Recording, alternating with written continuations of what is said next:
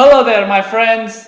I am the European Otaku, and today I welcome you all to my review of Steins. Son of a bitch!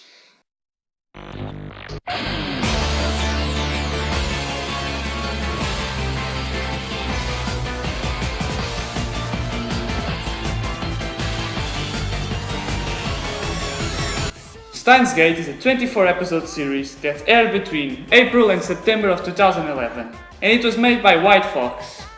Steins Gate is an anime adaptation of a visual novel with the same name. And, like it's common knowledge, this kind of adaptations usually don't end up doing a very good job. Take for example the original Fate Stay Night, adapted from one of the best visual novels out there, and the anime turned out to be shit. So, with that being said, does Steins Gate manage to deliver the goods? Let's find out.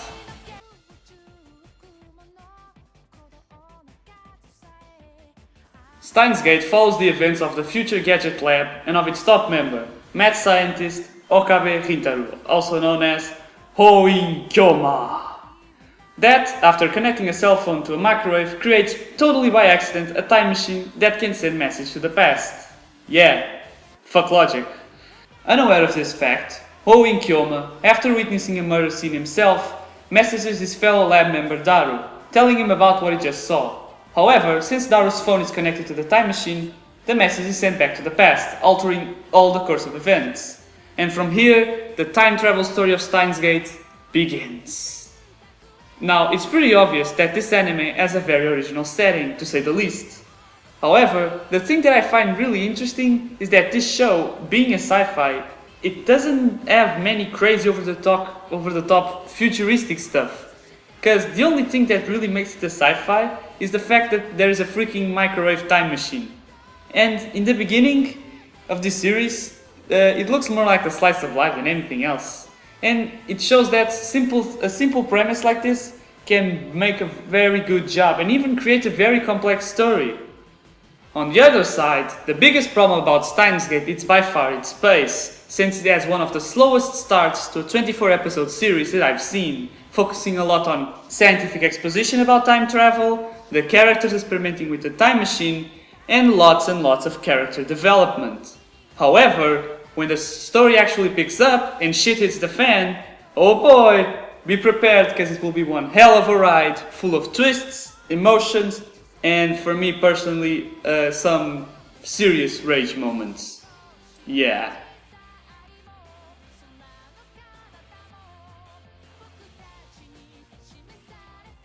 Another one of Steins Gate's strong points is that it has a very large and interesting cast of characters.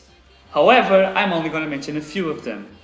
Starting off, we have self-proclaimed mad scientist Hoin Kyoma, and he is by far the star of the show. Seriously, the dude is crazy. He talks to himself on his phone, believes that he is fighting an organization that exists in his imagination, and has one of the best evil laughs to date. And also, in the later part of the series, he also shows his hidden emotional side that creates some of the best moments this anime has to offer. He is a unique and interesting character, and my personal favorite.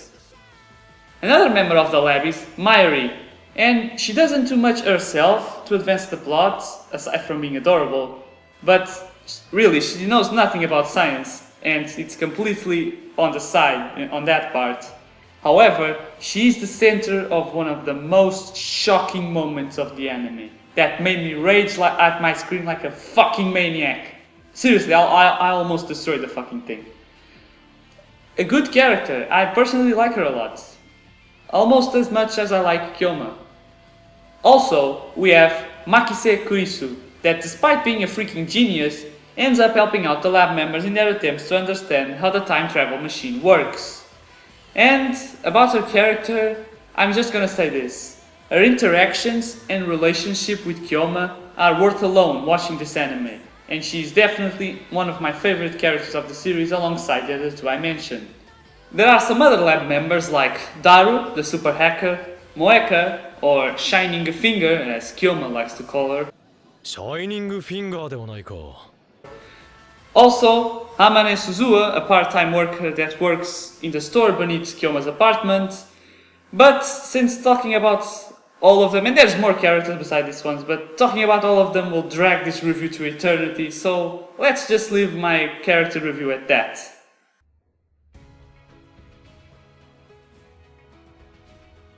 For the type of show that Steins Gate is, it has a surprisingly good animation that really improves the overall experience of this anime. And this surprised me a lot, because the original visual novel had a very different, not so good art style. So when I first started watching this anime, I was pleasantly surprised by how good the animation was and the art style. The backgrounds also look great, lighting is very good, there's a lot of variety in the characters' designs, making the animation another positive point of Steins Gate.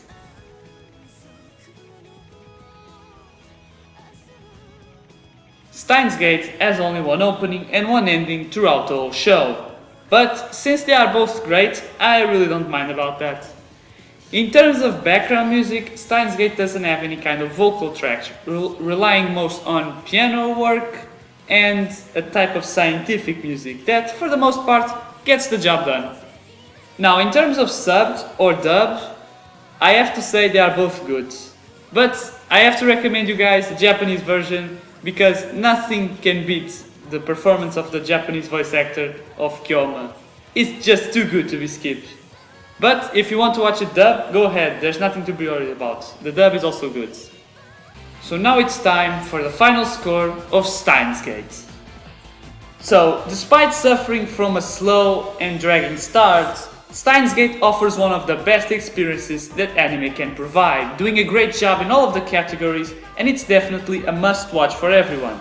I enjoyed this anime a lot, and I can guarantee you all that you will enjoy it too. With all this in mind, I give Steins Gate a 9 out of 10. Well then, that is all from me. I want to thank you all for staying until the end of my review. Leave me your opinions in the comments and subscribe for more. I am the European Otaku, and I see you all on my next review.